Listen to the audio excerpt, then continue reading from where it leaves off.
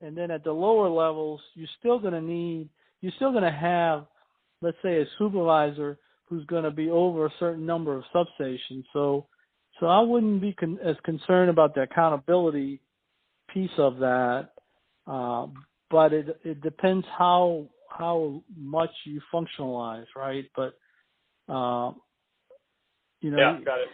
From an area specific, you're going to have people, at the lower levels that are going to be in charge, or at least be doing work or doing response to a certain number of substations. So it could be an issue, but I think that kind of takes care of itself at the lower levels.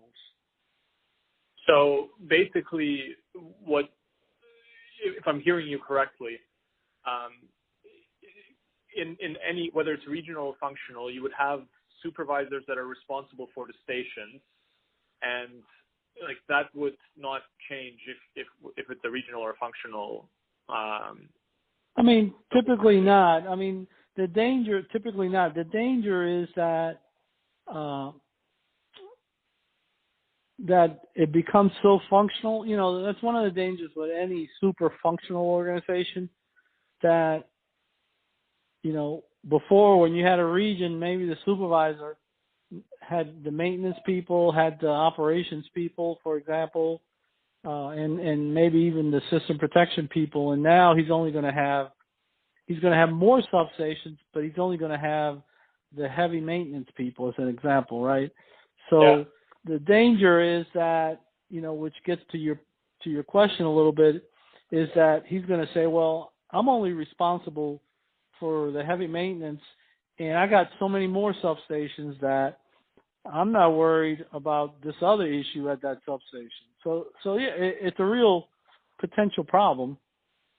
In theory, if everybody's doing their job right, then it should get addressed. But it's definitely one of the negatives with going to a two functional organization. Okay. But how practically would you address something like that? Is it, when you mentioned the supervisors, like, where do the supervisors usually sit? You're talking about supervisors within the maintenance organization. They would be currently responsible top to bottom for a specific set of substations, but then, they get moved to just doing heavy maintenance across all substations. So we would need to find somebody else that looks at kind of the system as a whole, or the substation as a whole. Right. And I'm not saying that they would split it like that, in terms of, okay, you're just doing heavy maintenance, but potentially it could happen if you functionalize to a certain level. I think the way you solve it is that you say, okay, somebody is for this substation X, there's different people doing different functions, right, in that substation. Yeah. But so supervisor 1, 2, and 3, you each have a piece of that substation. But supervisor 1, I'm going to make you overall responsible for that substation.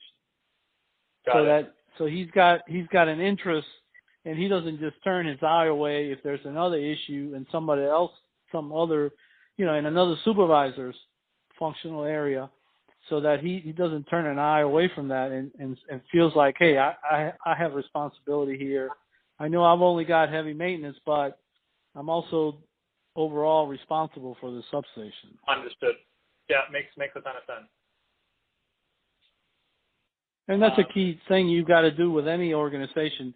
You got to have accountability, and someone has to know that at the end of the day, they're accountable for whether it's a substation or something else. Yeah. Easier said than done, though, sometimes. Yeah, for sure. Because you just gave that supervisor a lot more work, and he's going to say, well, how the hell am I going to keep up with that, That's one of the dangers. What about kind of any other risks let's go with risks that you might see. So first we have the culture change risk that you mentioned. We have the risk around having the same maintenance systems. The risk around are our processes the same? The risk around accountability, like anything else, or would you say that covers kind of the majority of the transition risks you